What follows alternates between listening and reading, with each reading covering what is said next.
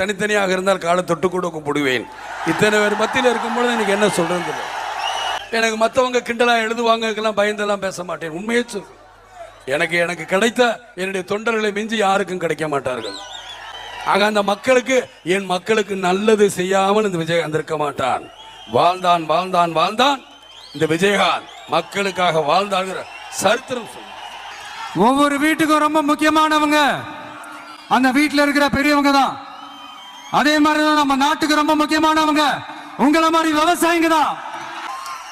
அதனால உங்களை மாதிரி விவசாயிகளோட காலடி மண்ணை தொட்டு கும்பிட்டு தான் என்னோட பயணத்தை தொடங்கணும்னு ஒரு முடிவோட தான் இருந்தேன். அதுக்கு சரியான இடம் இதுதான் எனக்கு தோணுச்சு. என்ன, உங்க வீட்டில் இருக்கிற ஒரு மகனா என்னோட கள அரசியல் பயணம் உங்களோட ஆசீர்வாதத்தோட இங்கிருந்து தான் தொடங்குது.